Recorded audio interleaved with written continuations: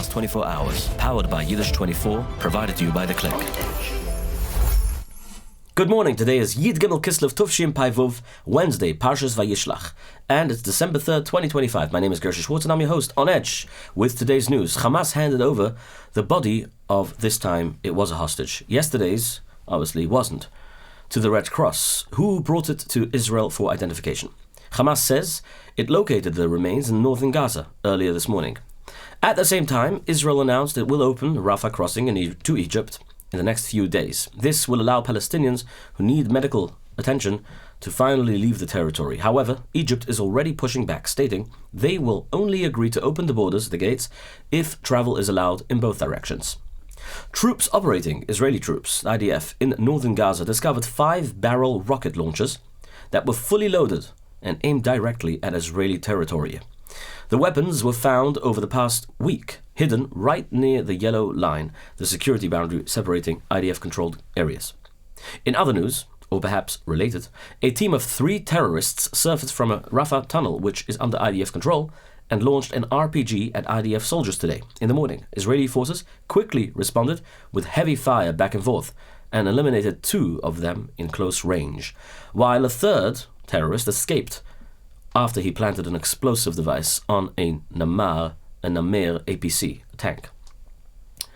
And 2 soldiers were injured in the process. For the first time in decades, Israeli and Lebanese civilian officials sat face-to-face in direct talks today. It happened today at the UN peacekeeping headquarters in Nakura as part of the US-chaired committee that's been monitoring the 2024 ceasefire. Israel sent National Security Council official Uri Reznik, and Lebanon sent former ambassador to the US, Simon Karam, appointed by President Joseph Aoun, or Joseph Wan, whatever his name is. Prime Minister Netanyahu says it's an attempt to open the door to real cooperation, including possible economic ties. The meeting comes after months of pressure from the Trump administration to widen the talks beyond just stopping the fighting. US envoy Morgan Ortagus was also in the room today. In world financial news, India rupee falls to a record low below 90%, risks steeper slides without central bank help. But the American market is strong. The Nasdaq came in today trading higher about 0.21%. S&P 500 index is also trading higher, up about 0.10%, and the Dow Jones industrial average is trading a little lower, down about minus 0.09%. But you know who is successful? Somebody who reaches out to Brightpath. What's Brightpath? Yoeli Perel from Brightpath is a specialist when it comes to the market. Go and invest in the S&P 500. You'll need it when you marry off your children. Sure, we all hear that. We all know. You hear it from many people, right? And you're like, okay, but how? What are my risks? And what if the market crashes? And how does it affect if I'm on government programs, right? Or taxes? It's a lot, right? It's a lot to handle. Believe me, I was in the same spot until I met Yoeli Perel. He doesn't just take your money just like that and invest it for you. No, he doesn't do that. He sets you up for a small fee. That's it. Charges you money to give you guidance. He guides you to invest your own savings in your own portfolio, which you control, with a plan built and designed for you. One affordable setup fee. That's it. Nothing else. And if you mention On Edge, the code On Edge, you get a 10% discount. Hundreds have already set themselves up for life with him, thanks to Yoeli. So call him, WhatsApp him on 929-675-9115, and the link is in the description below. Okay, use code On Edge for a discount, for 10% discount.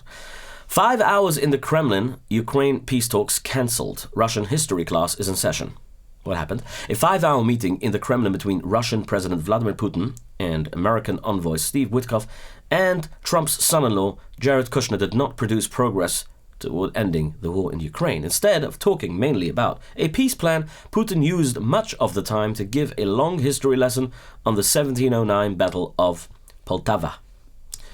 Journalist Michael Weiss said, at least Jared learned a little something about the Battle of Poltava. The battle was an important moment in the Great Northern War when Peter I defeated the Swedish army and Cossack forces, and Russian leaders today use the story to claim that Ukraine is part of their historical territory. Putin has done this before, such as in his long history talk about Ukraine with Tucker Carlson, and when he brought a large folder of historical documents to the meeting with Donald Trump, for those of you who remember, in Alaska. As we reported yesterday, Vladimir Putin warned that if Europe wants to go to war and starts one, we are ready right now. Britain is firing back.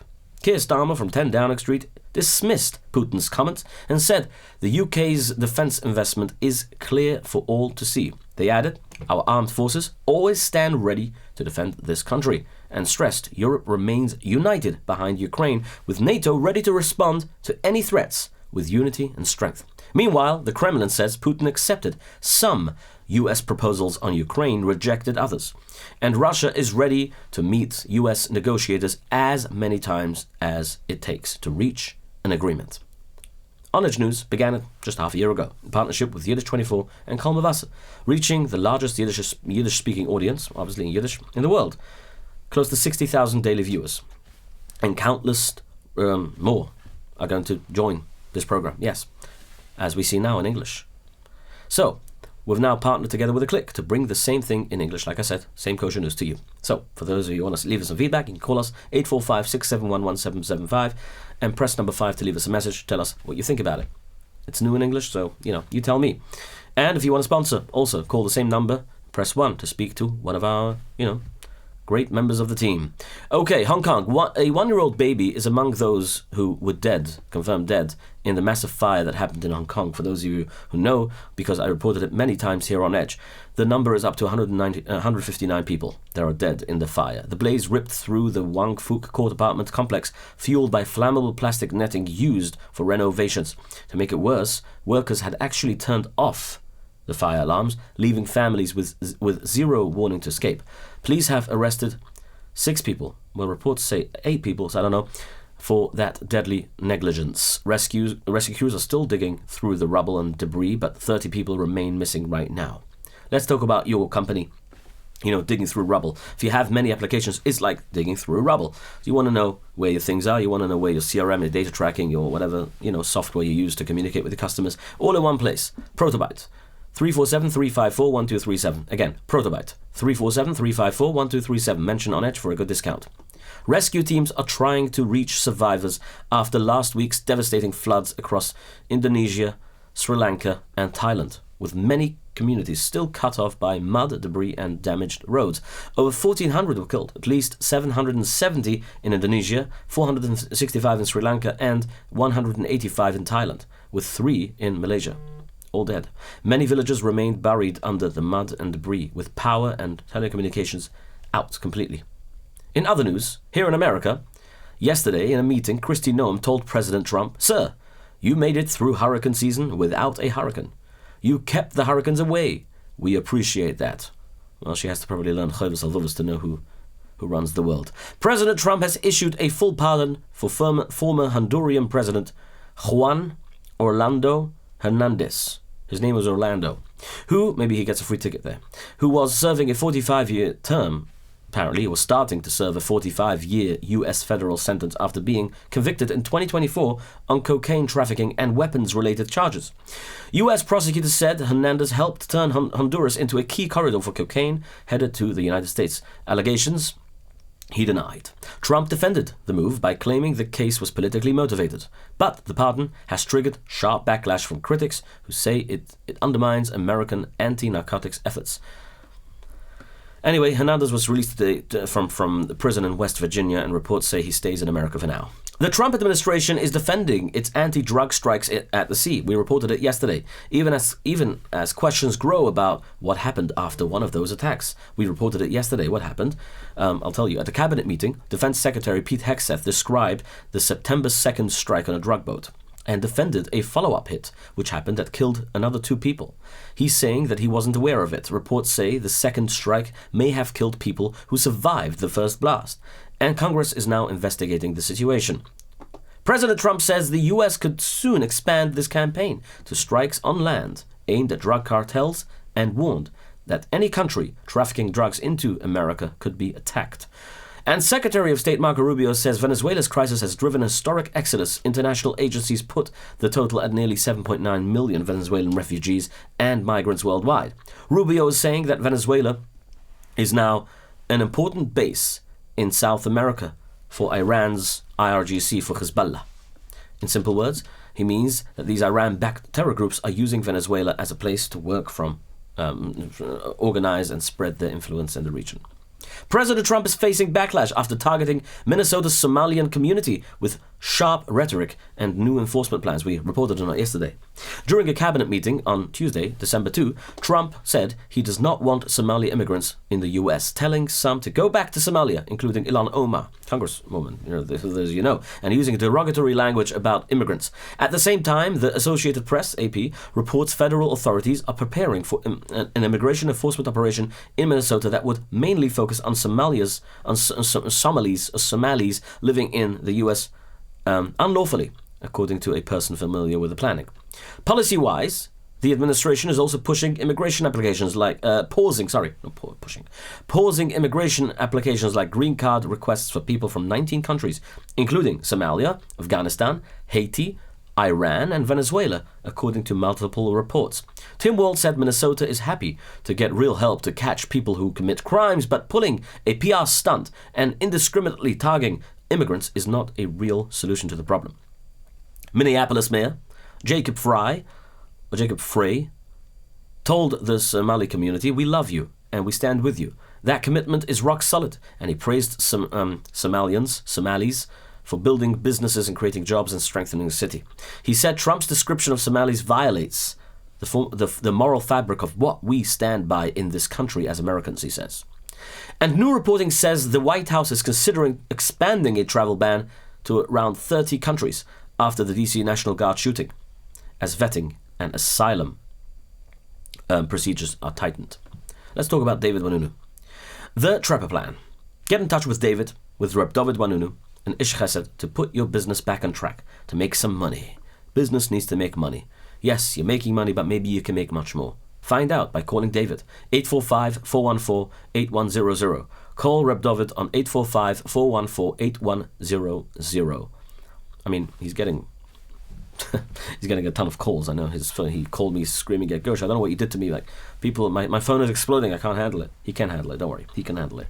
In Tennessee, a Trump-backed Republican scored a big win. Matt Van Epps won the special election for Tennessee's 7th congressional district. So the seat stays Republican. With most of the votes counted, he was headed by 9 points, which is a smaller gap than the last Republican win in that district. The Trump administration is warning states, share SNAP data or lose money. USDA officials say they may hold back the money that states used to run the SNAP program if states do not hand over names, immigration statuses, and other details about people on food stamps. The agency says SNAP benefits will not be cut, only the administrative funds. But 22 states and Washington, D.C. say this demand is illegal and risks sensitive personal data, and federal judge has temporarily blocked the data collection while the case moves forward. Michael and Susan Dell announced a $6.25 billion pledge to put $250 into each investment-style account for 25 million U.S. children as part of the Trump administration's Invest America initiative. Reuters reports the Treasury also plans $1,000 deposits for kids born from 2025 to 2028, with the accounts designed for things like education, job training, a first home, or starting a business once they reach adulthood. The New York City Mayor, Eric Adams, and Mayor-elect Zohar Mamdani met face-to-face for the first time as the transition process begins. The sit-down at Gracie Mansion lasted about an hour, and the teams discussed continuity so the city services keep running smoothly. Before we continue with the news from New Jersey and other places, a quick word from our sponsors. Shawarma Delight, 26 Spring Valley. They don't sell just shawarma. They're open till 10 p.m. at night, and Thursday open till late. They sell all kind of goodies, like shishi, yapchik, and all that.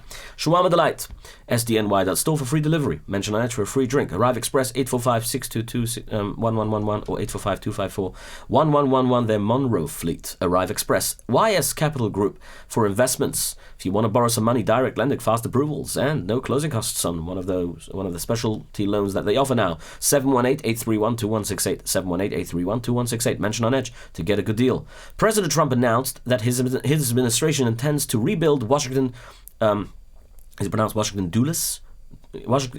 Dulles International Airport, calling it a poorly designed facility despite its iconic terminal. It looks beautiful, by the way. Transportation Secretary Sean Duffy confirmed that the Department of Transportation will begin. I guess it just looks beautiful from the outside. Anyway, in New Jersey, progressive city councilman James Solomon has been elected mayor of Jersey City. We mentioned yesterday the yahrzeit of Jersey City, Kedosha. Speaking of New Jersey, a man already charged with attempted murder in a separate case has now been identified as the suspect who attacked a mother pushing her baby, a 2-year-old baby, in a stroller in Howell, New Jersey. He is an 18-year-old Jaden Thompson from Freehold Township, came up behind the woman and attacked her while pushing her 2-year-old in a stroller. He faces 2 charges now, also in a separate Thanksgiving stabbing attempt in Jackson. A 25-year-old man from Wilmington, Delaware was also arrested after police say they found weapons and written assault plans in his notebook in his car. Police say the car had loaded handgun, extended magazines, body armor, and a notebook with planned attacks tied to the University of Delaware Police Department. Now, you remember the Malaysian airline, the Malaysian flight MH370 that just went missing one day? Over 11 years ago, Malaysia says the search for the missing flight MH370 will resume on December 30, 2025, led by Ocean Infinity.